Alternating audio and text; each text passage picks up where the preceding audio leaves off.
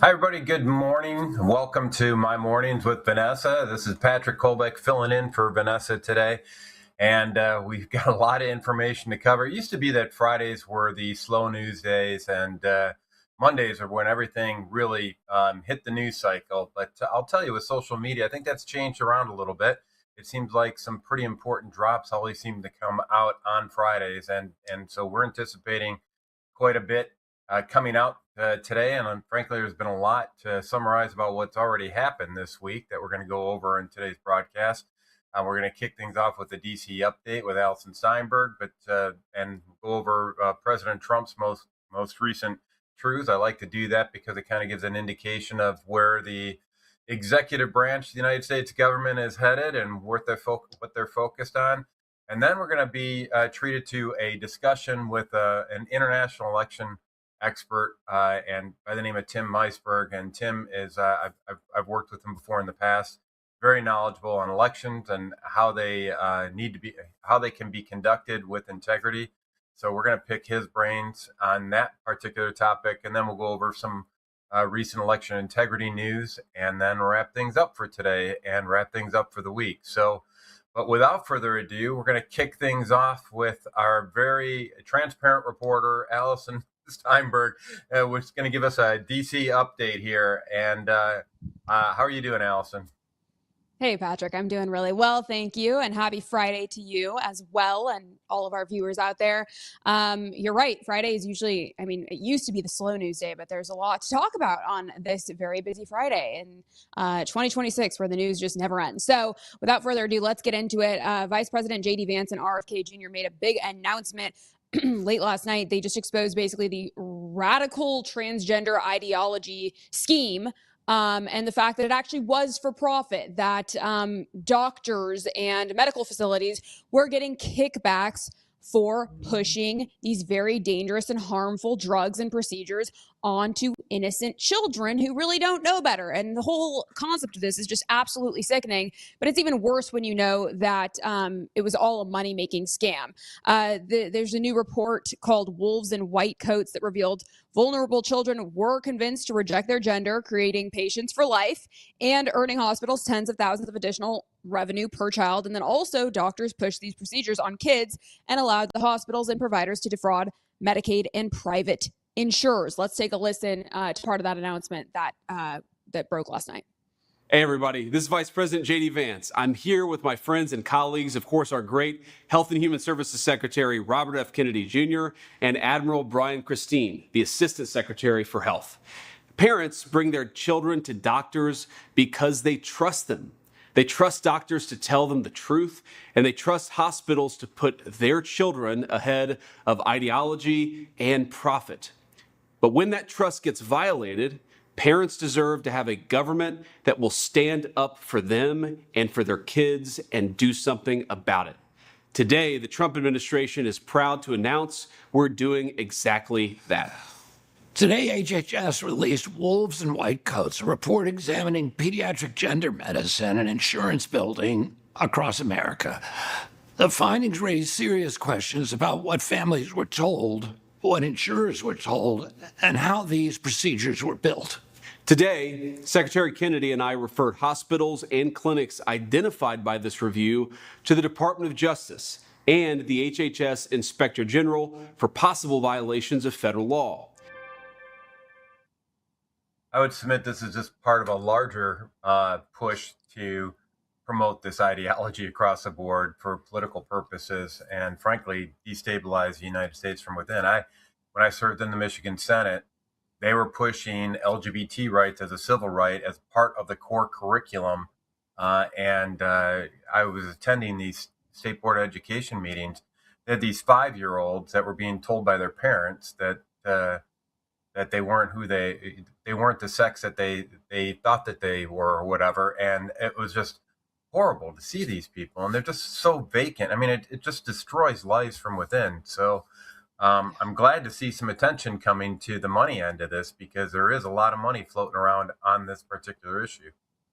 There sure is. And it's just amazing to me that people don't see through this, that there's still so many radical leftists out there who have bought into this hook, line, and sinker, knowing that it is all just a money-making operation, that they're literally sacrificing their own children so that these disgusting tyrants can profit off of innocent kids that don't know any better. It's just really, the whole thing is so disturbing and so sick. But I'm glad there is light that is being shed on this, and that the medical industry and the insurance industry is being exposed. I just hope that there is actually some accountability, because this is, as you pointed out, the enemy from within. This is being done to destabilize our country on, looking at it at a larger scale. So yeah, it's devastating, and it's got to stop, and these people have to be held accountable. But while we're talking about this, it's very ironic that simultaneously the WNBA can't figure out what a woman is. In fact, they actually held a meeting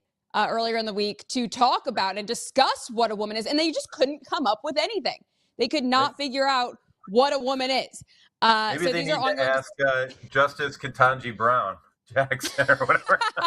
Ask her. I don't know if she would be she'd much figure it help. out by now. She couldn't answer it either. Yeah, I don't know. But what is very basic and common sense to the vast majority of us, the WNBA still can't figure out. And I love it now because, a lot of the NBA players are taking this opportunity to troll the WNBA. Now the latest is Inez Cantor is now identifying as a woman. He has a hilarious video out that he just put out saying that he is a woman and he's going to join the WNBA. And then, of course, there's Royce White, who was running for Senate for the state of Minnesota, who was at Mike Lindell's watch party. We met him and had a great interview with him. He's been on this sort of from the very beginning, and he's just trolling so hard. I mean, he just put up this picture that is so hilarious. He's wearing a wig around talking about how he's joining the WNBA and how he is, he's a proud lesbian Black woman who is now being discriminated against because the WNBA won't allow him to play. So you just have to laugh at the idiocy of all of this. Well, to fit their current definition, he doesn't have to wear a wig. All he has to do is say that's it. true. Exactly. So how do they determine ultimately who is a woman and who's not? It's so idiotic. That I saw a hilarious video of some pink-haired liberal that was asked about this specifically, and she's like, well, I don't know if Royce White is actually a woman. I think he's just doing this to make fun of the LGBT community. I mean, does he even have an F on his ID card to indicate that he's truly a female? And I'm like, oh, okay, so you care about an ID when you want to validate whether someone's a female, but not to vote in an election. That makes sense. Bingo. Yeah. All right. Good one. That's yeah. So with that, I thought that would be a nice segue into the fraud happening in Minnesota and the fact that you actually don't need an ID to vote there. The James O'Keefe and the OMG Media Group did a fantastic expose really highlighting this insane rule in the state of Minnesota where as long as one person lives in the precinct, they can vouch for 8 other people without an ID to vote. And they did a great job of exposing this. The video is hilarious. If you haven't seen it, let's just take a quick look at that clip. Say that I'm vouching for them. The name is William Pomerantz. The question about the vouching program, vouching. I can vouch for them, but they are not registered. That's okay, that's fine. Can I bring 5 more from up to 8 people? Okay, that's a good thing. We go back and we get Krishna and Ernesto and Mohammed. In Minnesota, you can show up on election day and vouch for up to 8 unregistered voters. Members of the Justice League dress up in traditional Muslim attire, including a transgender wearing a burqa, and put this vouching law to an extreme test on primary day, August 11th. Gonna be a baller. shot caller, 20-inch blades on the Impala. The vouching. You're vouching for. I vouch for them. Oh, great. Is that okay? Yes. How does that work? Well, if you're all in the same precinct Yes. and you are already registered, which it looks like you are, then you can vouch for them as ID for them. Oh, good. She says to me, I says they do not need ID. She says, you are the ID. He is the ID. See, I am the ID. And no ID needed. I just vouch for them. But It's you're good. the ID. I am the ID. It's good. How many people may I vouch for? I wish they would have broke into song from Fiddler on the Roof. That would have been more appropriate, I think.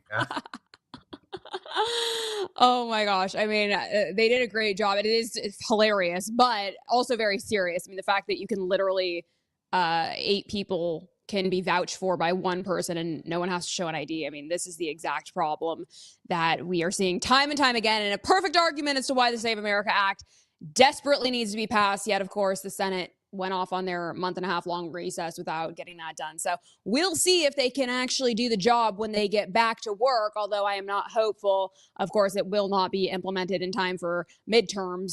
So it really feels like the country is just slipping away due to the election fraud that is rampant all across the nation.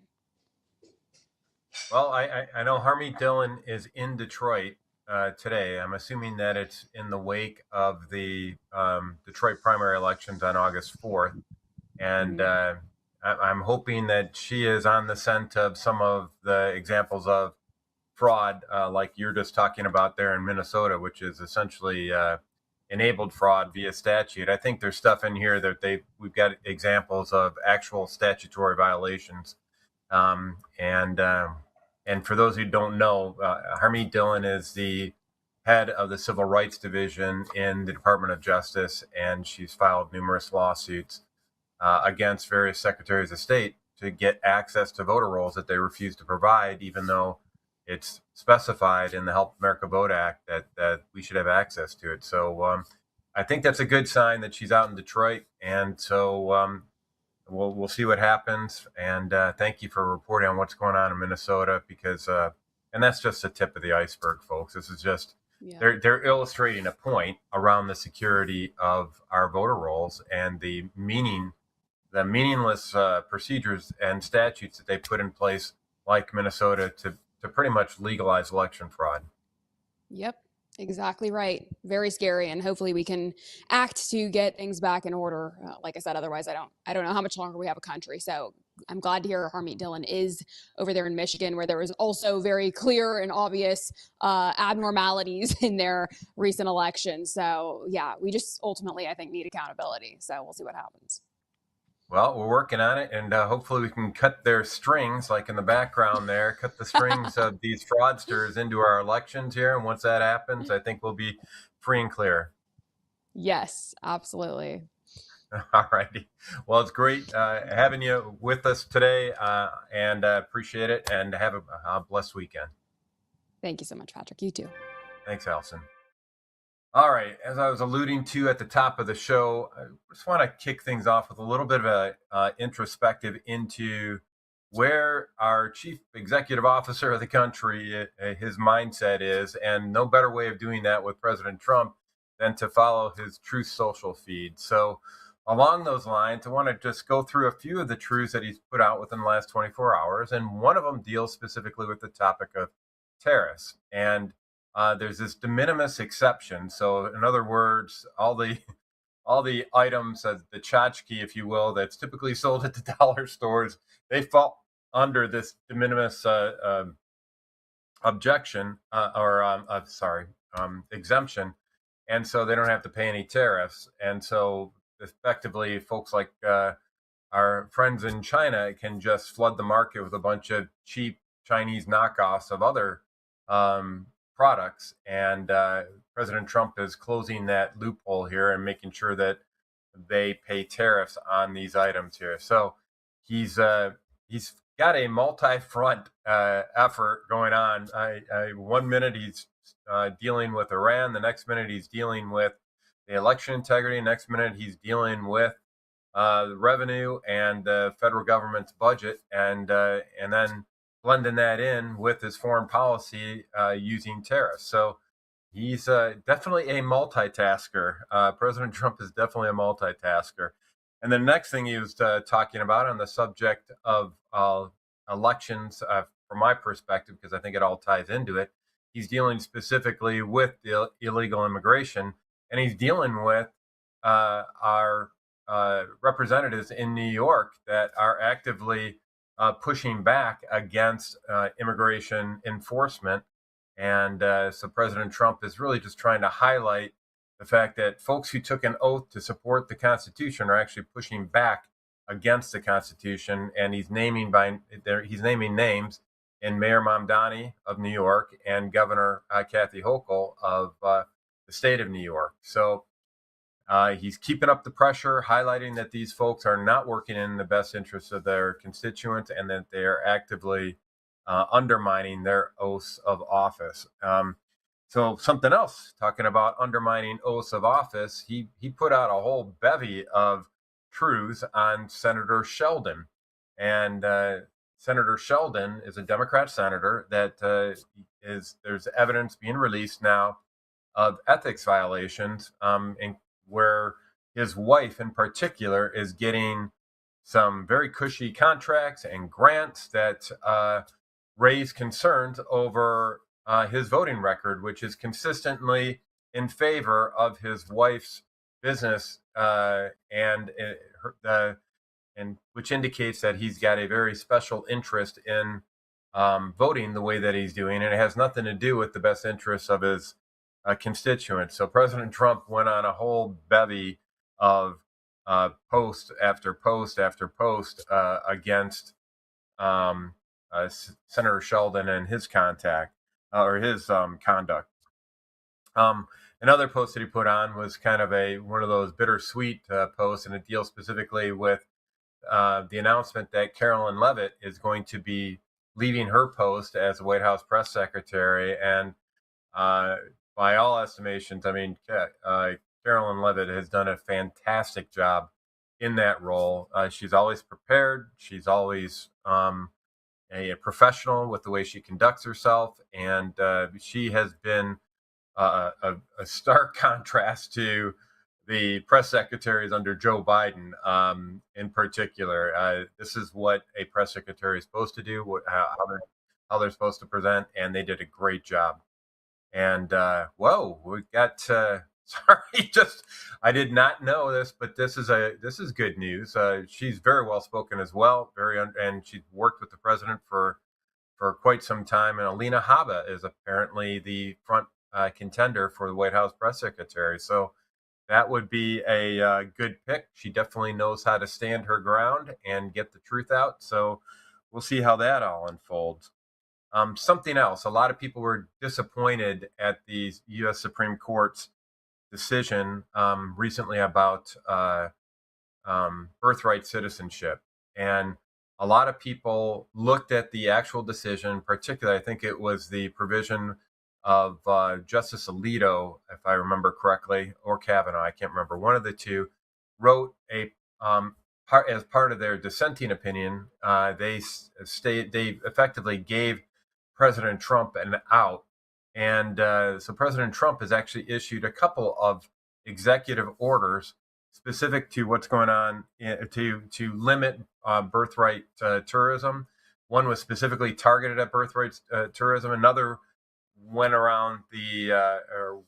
forward and defined what a birthright citizenship actually looks like. So it was an executive order on what are the criteria for birthright citizenship. So he hasn't taken that Supreme Court decision lying down and is continuing to plug away, because this truly does undermine the integrity of our elections. If you can have, I mean, they literally have businesses that are encouraging people to fly in from other countries, especially China, into the United States, have their child born in America so that they have that citizenship status, and then they fly them back to China and they bring them up there, but now they're American citizen. They can come back here, they can vote in elections, they can donate to political campaigns. It is a very stealth way to go off, and it's a long-term way. And if you know anything about the Chinese Communist Party, they're built on the concept of the long march. They take little baby incremental steps towards whatever their ends are, and one of their goals, of course, is to undermine the United States. So they're willing to take the long walk or the long approach to doing that. And birthright citizenship, in particular, this birth tourism model that they've established to undermine the U.S. is now finally getting some attention by the executive branch, and President Trump's doing everything he can to stop this practice that is truly destined to try to undermine the integrity of the United States elections and obviously undermine our solvency as a nation here. So it's a big deal, and I'm glad to see the president's still working on it. Here's another item that the president's been pretty outspoken on, and it's that of daylight savings time. This is kind of I would treat it as probably not one of the more substantive elements of the president's policy agenda here. This is not something you found in his platform, or pretty much most people's platform when they ran for office, but it's something that is a burr in the saddle for folks like myself and others who have to have a lot of clocks that have to be manually adjusted twice a year to keep up with this daylight savings time policy. So the president's been amazingly outspoken on this and getting it out to everybody. And it's anyway, we'll see how this all works out here. But the good news is it looks like we're not going to have to worry about making those manual adjustments 2 times a year. So maybe with that being said, maybe that'll mess up some of the timing sequences in our electronic voting systems for this upcoming midterm election. We'll see. And we may talk about that, but we're going to talk about a lot of other facets of our elections here when we get back from the break with our very special guest, Tim Meisberg. So stay tuned. We'll be right back.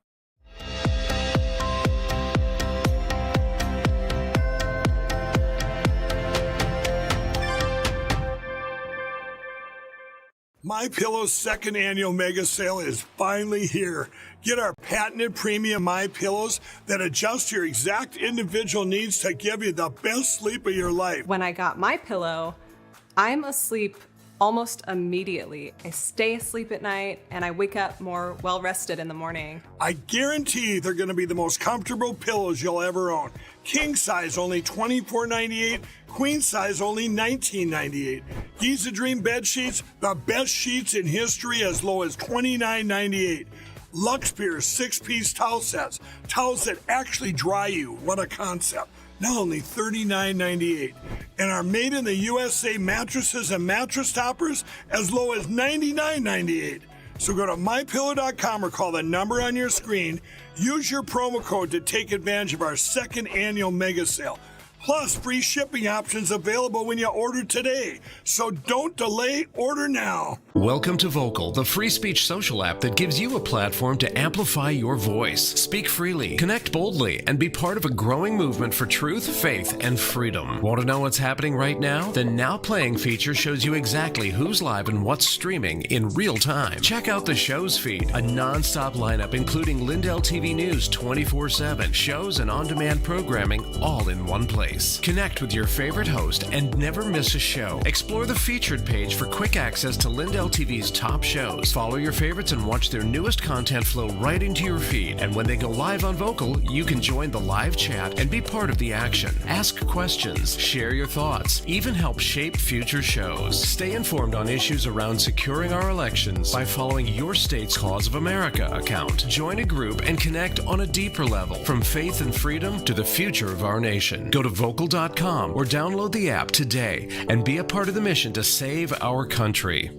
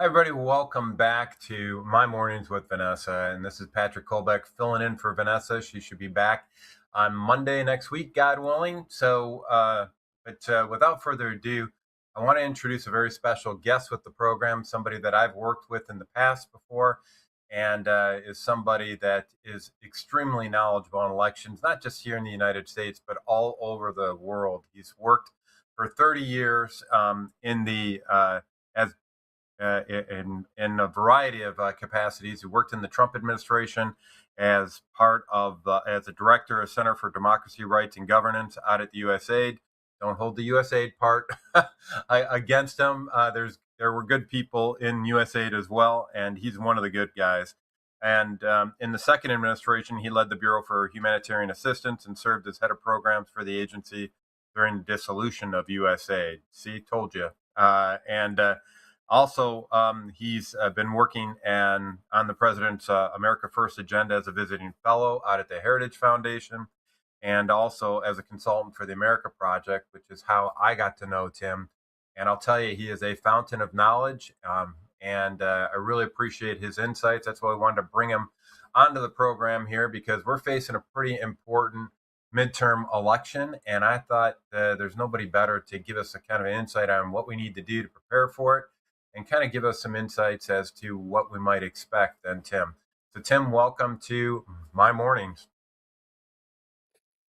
Thanks, Pat. Sorry, my son calling me. So I'm really happy to be here, and to talk about what I see as particular threats related to the. Let me see if I can get this back on. Yeah, related to the upcoming elections in November, vulnerabilities and threats we see, and a potential approach to sort of cleaning up the elections prior to the November elections. And I think starting with the vulnerabilities, the president outlined in his speech on July 16th serious threats to the election that, in my opinion, taken together, constitute a national security emergency, perhaps greater than any we've faced as a nation since the Civil War. And evidence of the threats came from declassified intelligence assessments dating back to 2004, and the results of investigations by federal and local officials and law enforcement agencies. I think we cannot move forward with the elections without addressing these vulnerabilities. I think doing that, we know about the vulnerabilities. They've been described in detail. And going forward and leaving them is something like leaving the front door of a bank and the vault door of a bank open overnight, and just assuming that no one will come in. We have to take this seriously. Yeah, Tim, just for a refresher for everybody, kind of go over kind of the top three threats that you think are areas where we've effectively left the key under the mat. Actually, I think in some cases we left the key on top of the mat, saying, "Here's the key to get in the house." Well, I think first and one of the main ones justifying a national security emergency is foreign threats. We know for a fact already that the communists in China have accessed over 200 million voter records in the United States. And some people have said, well, that's not a big deal because we don't know if they've used them for anything. But the truth is, what it indicates is that they can get into our systems and they can make changes in our systems. And just like if you had a credit card and your number and your information was released in a big hack, would you not change your credit card? So I think it's a critical issue that we have to address the foreign security threat. Tim, along those lines, I mean, in my home state of Michigan, when you actually look at the contracts for the electronic voting systems, they actually have requirements that these electronic voting systems, the tabulators from Dominion and ES&S, et cetera, they have to have a direct IT interface with the qualified voter file for the state.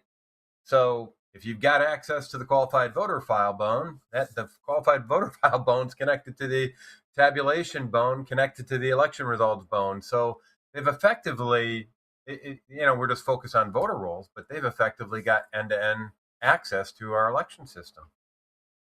Well, and it's not just in that way. I think the interesting incident cited by the president was the DEF CON conference, cybersecurity conference in 2019, when they had 100 different American voting machines, all of them certified for use in American elections. And what they call these white hat hackers got into the machines, all of them within a few minutes. So those have all been certified for use, and they're all extremely vulnerable to both foreign and Well, domestic interference. perhaps related to that, what did the president do recently regarding the Election Assistance Commission? I mean, when you say that the systems are certified, the group that does that is the Election Assistance Commission, and I don't think the president had held them in very high esteem because there's no more commissioners left on that Election Assistance Commission. Yeah, from my perspective, they were kind of useless, and the problem is, and I don't want to be pejorative, but they mostly had politicians or lawyers working on that, and they should have had election procedure specialists working on those issues, and so the Election Assistance Commission and the was really just pretend. It wasn't really doing anything to increase election security, in my view. And I have to say, I've been involved either in developing programs to make transparent elections, or in observing elections, or in running international election missions in 50 different countries. And I have a comparative perspective that's kind of lacking in the United States. I've seen all the different ways to cheat. I've seen all of the ways to try and increase the transparency and credibility of elections.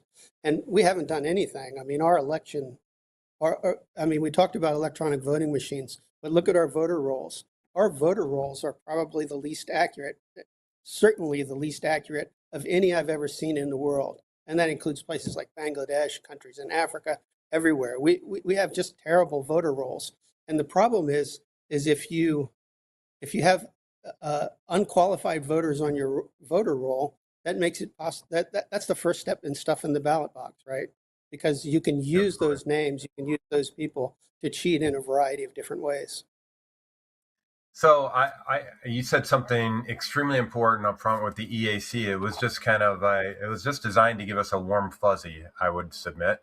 It really didn't have any teeth to it. I mean, my background's in aerospace engineering. I used to work on critical infrastructure components for the space station, all that kind of stuff. I know the rigor that goes into securing a critical system. And when you look at what the EAC does, they'll say, well, we don't have the resource to go off and do it. Well, then fine, get out of it. Get rid of the stupid machines if you can't secure them.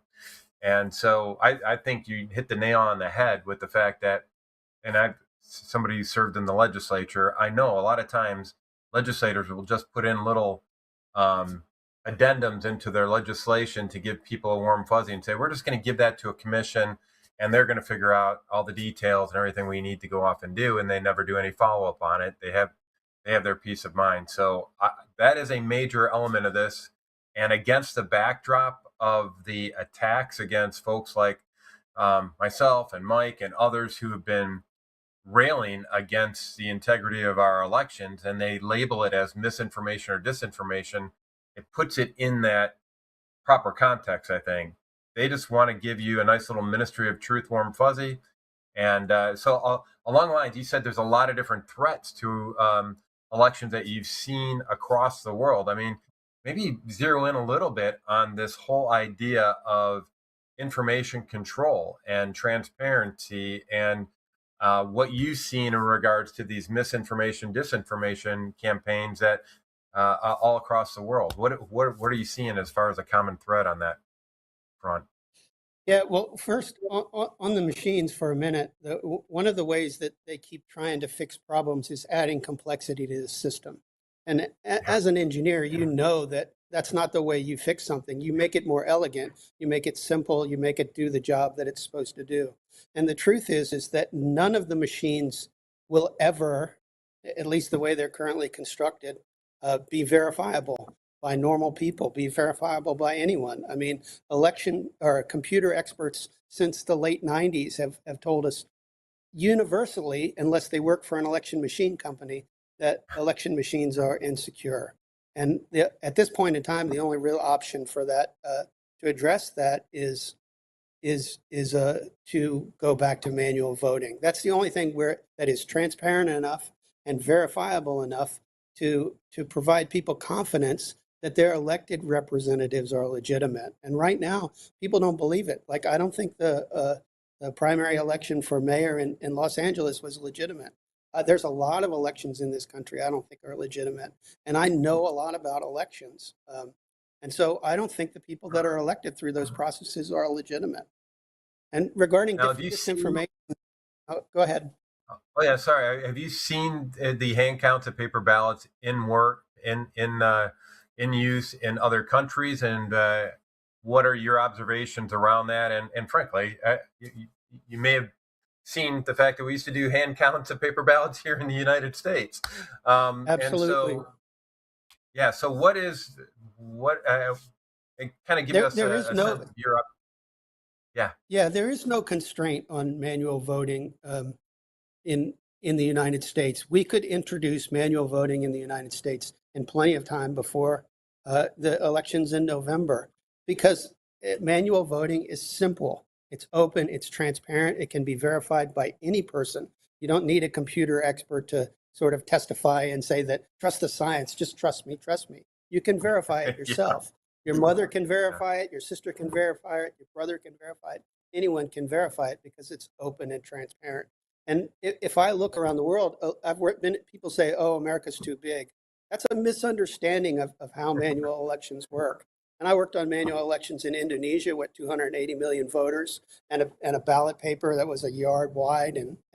And we had manual elections and we counted those elections. It's not a problem. It's simple and it's transparent. And we could have used machines maybe in some aspects of the election process, but nobody trusts them anymore. And I think a really important point to make is that when people lose trust in elections, it doesn't matter whether the elections are good or bad. When they lose trust in the legitimacy of their elected representatives, we lose democracy. We don't have anything left. And we begin to descend into, as I put it in the paper I wrote, we descend into either tyranny or revolution. Yeah, by the way, the paper Tim's referring to, I want to make sure everybody knows where they can get access to it. I posted it up on electioncrimebureau.com, and everybody can zoom in on that. And it's under About Elections, under Handbooks. And you just put together a blueprint for securing our elections going forward. Just practical, straightforward, and just encourage you guys to read that. One of the key words that you mentioned on this broadcast, and you also talk about in this paper, is the word transparency. And I've often talked to everybody. There is a one-word solution for election integrity, and that word is transparency, which is why machines are problematic. Because to your point, I mean, most people on the streets are not going to be able to go into a machine, look at the hardware and software, and actually make sense of it and determine whether or not it is secure. It's a special skill set that very, very, very few people have. And I would submit that that's part of the design of the system for some of these people. They want to make it so that you have to outsource the science, as you say, to folks like Dr. Fauci or somebody else so that they can hide a different agenda. And we've seen that bear out with the obstruction of FOIA requests and everything else. So I think you nailed it. And so we got a lot of work to do. Yeah, I think we do. I think the things I would like to see fixed before the November elections, the things that would give me confidence that our elections are free and fair, it is the elimination of the machines and going to a manual process, posting the voter list at the polling station and online so people can verify it. I'd love to see a voter roll audit, which is something that is normal and used everywhere in the entire world, and to determine the accuracy of voter rolls. We don't do them here, and political parties fight against doing them, which is insane. It's a normal thing. We should have voter ID and proof of citizenship in every state, as they do in every other democracy in the world. We should end extended voting periods. And again, the reason we need to end extended voting periods, like in Virginia, we have 6 weeks of early voting. If you have, what we learned overseas is that if you move the ballots before you count them or store them overnight before you count them in a place where people are not, you break the chain of observation, and all of a sudden you've introduced doubt into that process. And the next day, the loser of the election will say, you cheated me. You changed the ballots in the middle of the night, or you switched out the boxes while you were driving from the polling station to the counting center. So it's really important that we have one-day elections where everyone comes together. It can be a national holiday, and we all get into the spirit of a national day of celebration where we select our representatives and we continue our self-government. We don't need extended voting at all. I concur 100%. I think that's part of them trying to increase the complexity of the system to make it more difficult to observe, right? So instead of tallying the result of one day and now they want to spread it across multiple days. So now you just extended that audit trail across multiple days. And I've seen this in practice. They're deliberately trying to make it more complex. Yeah, and people often ask me, how can we monitor these extended voting periods? And the truth is you can't. I mean, in practical terms, if you had an unlimited budget, you could pay paid observers to sit and sleep overnight with ballot boxes or with machines or something like that. But in practical terms, it's impossible to monitor it. And the most important thing, as I say, election administrators' primary job should be conducting an election that voters have confidence in. And any process or procedure that they use that decreases voter confidence in the legitimacy of the process should be eliminated. And that's easy to check. All we have to do is look at polling. We know people don't trust the machines. They don't trust mail-in voting. Mail-in voting undermines the secrecy of the vote. It facilitates theft and fraud, but it also facilitates intimidation.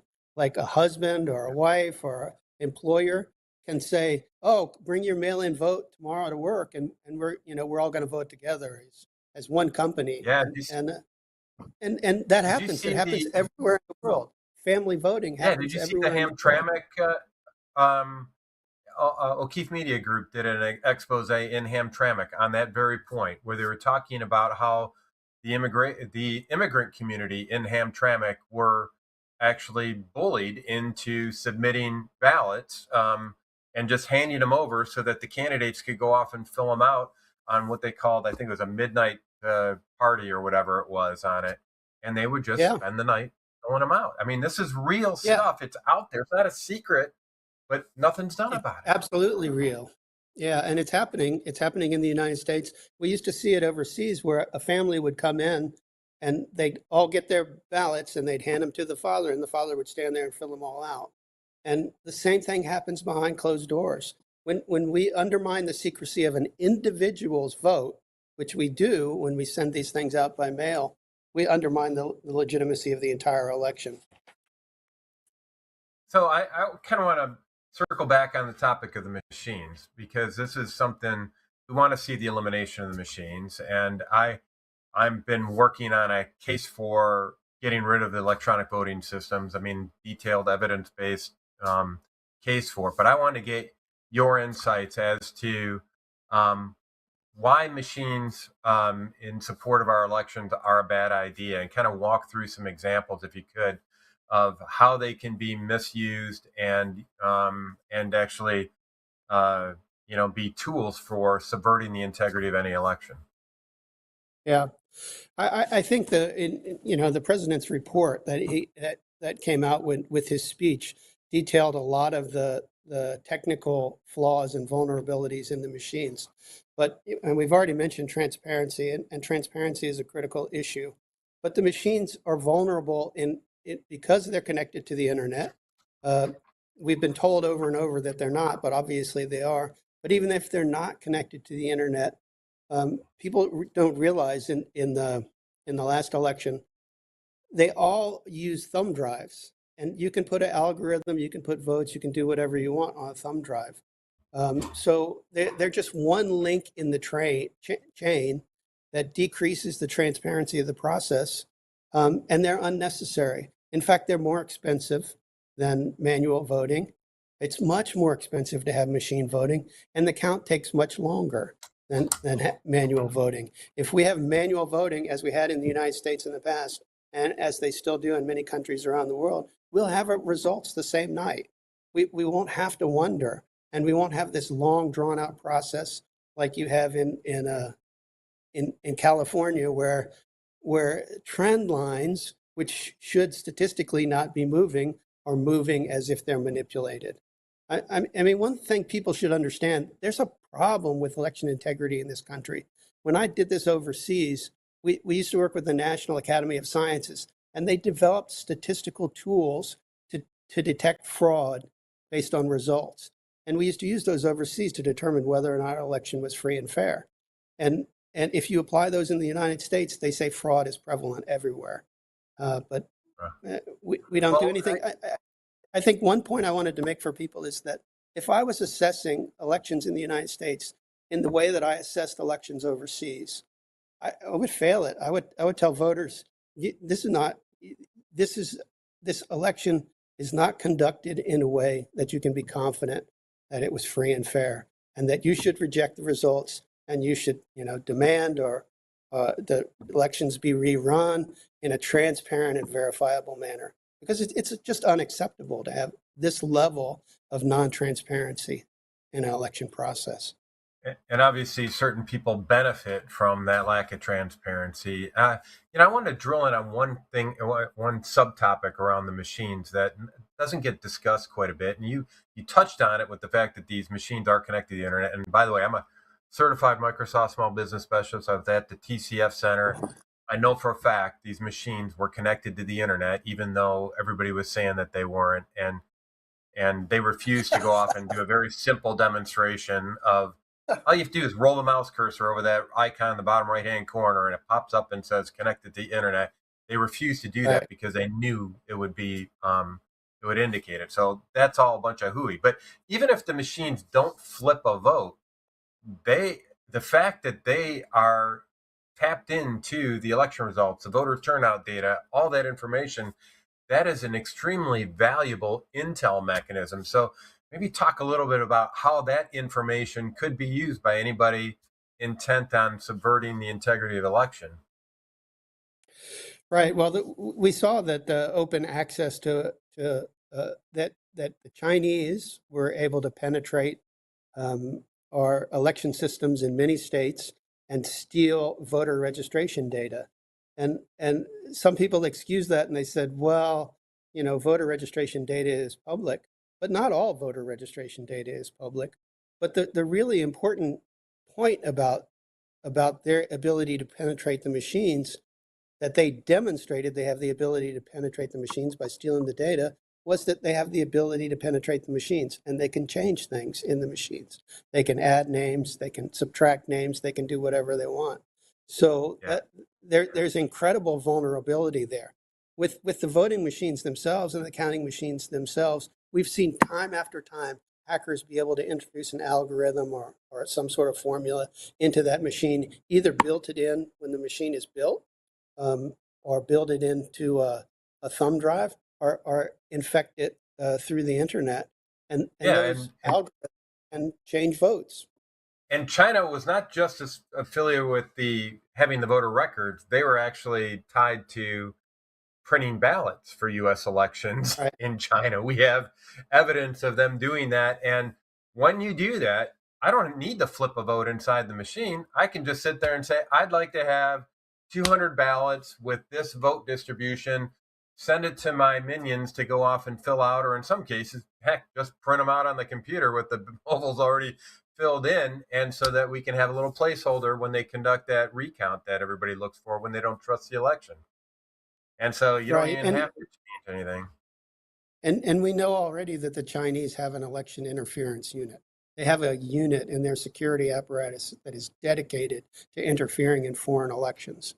And we know that they've done that. We know that the Russians have tried to do that. We know that Cuba has tried to do that. The North Koreans have tried to do that. there's a variety In of Venezuela, foreign yeah. actors that try to do Yep. that. But the truth is also that if we're vulnerable to foreign actors, we're also vulnerable to domestic actors. There's really Absolutely. nothing to do to close those doors right now. We just need to eliminate anything that is not verifiable by the general public. And just to put a finer point on the domestic actor threat, I mean, here we had the 663,000 voter records that were stolen in Maricopa County or hacked into Maricopa County. FBI did nothing about it. We had the GBI strategies scheme where the internal actors in the FBI and Department of Justice under the Biden administration did nothing about it. So we've got a case where we've got domestic actors that are an issue right now. The same people we're trusting to secure the elections are not doing their job, and for whatever reason. So we're run out of time here, but I was wondering, what is your prediction for the upcoming midterm election? Do you think we're going to have an election on the up and up or not? I mean, you've kind of already alluded to this already, but what actions need to be taken before you get a warm fuzzy? Yeah, I'm never going to get a warm fuzzy about this, but what I would like to see, what I would like to see is that the president declare a national security emergency for federal elections, and then require the cleaning of voter rolls for federal elections, require some sort of ID to vote everywhere in the country, and also require manual election processes. I mean, we know that the machines are not the machines are totally vulnerable, and we don't have time to try different things. The only thing we can do in the time that we have left is have a paper ballot election where you come in the morning, you see the voter roll, you see the people on the roll, your name is checked off the list, you see the empty ballot box in the morning, you watch the process all day long, and at the end of the day, they dump out the ballot box and count the votes. And then you can testify. You don't know what happened elsewhere, but you can testify and verify that the process was fair at that polling station. And that's all we can do, and it's possible to do that. So that's really what I'd like to see for federal elections. Absolutely. And just so you know, I mean, just so our listeners know, all these election officials are supposed to have what are called disaster recovery plans. So they have to have plans that say, this is what happens in case the power goes out. Well, you can't run electronic voting systems when the power goes out. So for somebody to say that this is impossible, no, actually, pretty much up to election day, we could actually implement these if they've done their homework and done their plan. So Tim, thank you for sharing your wealth of knowledge. I encourage people to go off and read his white paper posted up at the Election Crime Bureau. And I want to say thank you again, Tim, for joining us today. We're going to go to a quick break, and when we come back, we're going to wrap things up for today. But have a blessed weekend there, Tim. Thank you, Pat. I really appreciate it, and I appreciate all that you're doing for election integrity. Thanks, Tim.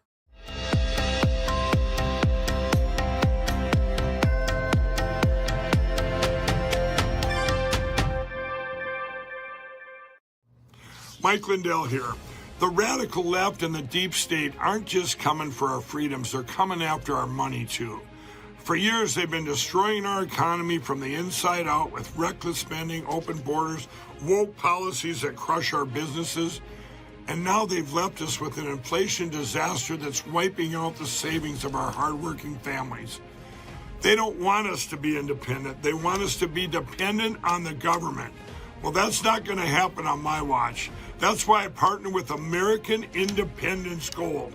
It's a veteran-owned company that's helping patriotic Americans fight back by protecting our savings with real physical gold and silver.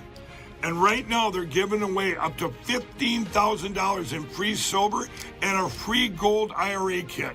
A portion of all the profits go to 9/11 first responders and veterans at the Tunnels to Towers Foundation. The deep state can't touch your gold, so visit MikeLindellGold.com or call 844-714-4653 right now. That's MikeLindellGold.com. Take back control.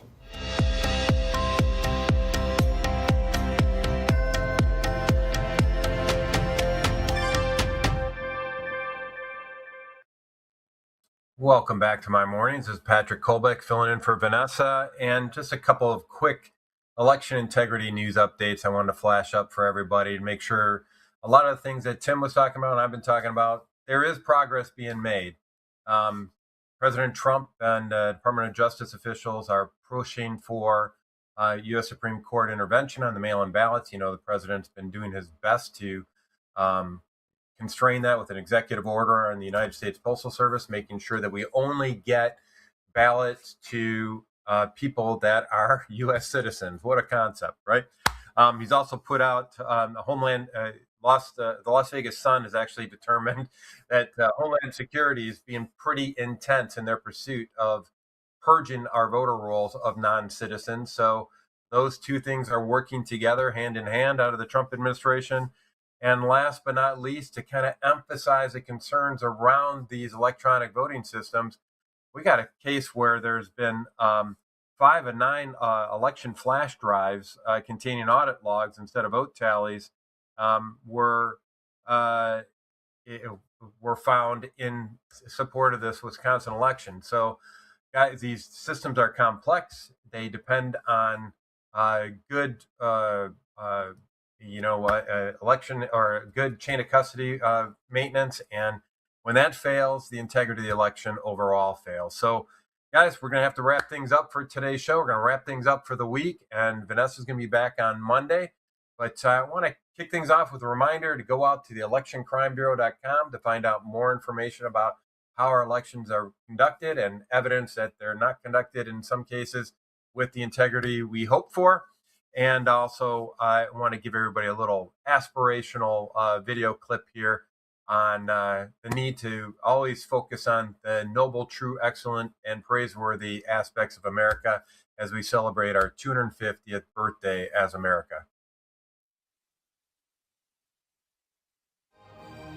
We choose to go to the moon in this decade and do the other things, not because they are easy, but because they are hard.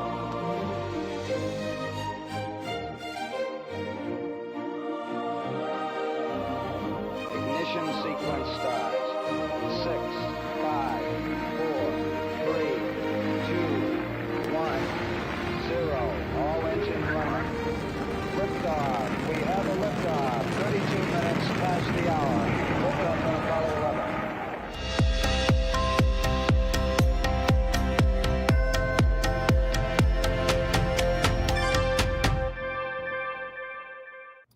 Well, hello, everyone. Well, I'm turning 65, and let me tell you, Medicare has me confused. All the junk mail and the robocalls and everything else, it honestly feels like they rigged the system just to confuse us. Well, that's why I partnered and working with Chapter. They're independent, and they don't work for big insurance. They work for us. In fact, they're the only advisor that compares every single plan nationwide to find what actually fits your needs. If you're on the right plan, they tell you. If you're not, they're going to help you switch. And it's completely free. Just last year, seniors saved about $1,100 by finding a better plan with Chapter. So call Chapter at 234-LINDALE or go to askchapter.org/Lindell. You know, most people think water's just about filtration, but in reality, it's about balance. What gets removed, what gets left behind, and how the water actually behaves once you drink it. Well, many traditional systems focus on one thing, removal. Reverse osmosis, for example, strips water down completely. It may sound ideal, but it removes minerals that our bodies need. The Century Wellness System was designed with a different philosophy. It removes common contaminants like chlorine, fluoride, and PFAS while restoring key minerals like magnesium and improving alkalinity. It also does all this without tanks and without wastewater, and without requiring a complicated installation. It installs in about 15 minutes under your sink, so instead of overcorrecting, it brings your water back into balance. Please visit CenturyH2O.com and use promo code Lindell for 10% off your next purchase. America's founders warned that without knowledge and virtue, no nation can remain free. Yet through the steady infiltration of Marxist ideology, we have been stripped of both, and we are no longer a moral and educated people. To save America, we must spark nothing less than a national renaissance. That's why you need Freedom Talk Magazine, the journal of truth and virtue. We cultivate enlightened thinking and principled living, offering unique insights into the issues and remarkable people defining our world. Sign up today for your free subscription to Freedom Talk Magazine and join the new American Renaissance. Mike Lindell here. The radical left and the deep state aren't just coming for our freedoms, they're coming after our money too. For years, they've been destroying our economy from the inside out with reckless spending, open borders, woke policies that crush our businesses. And now they've left us with an inflation disaster that's wiping out the savings of our hardworking families. They don't want us to be independent. They want us to be dependent on the government. Well, that's not going to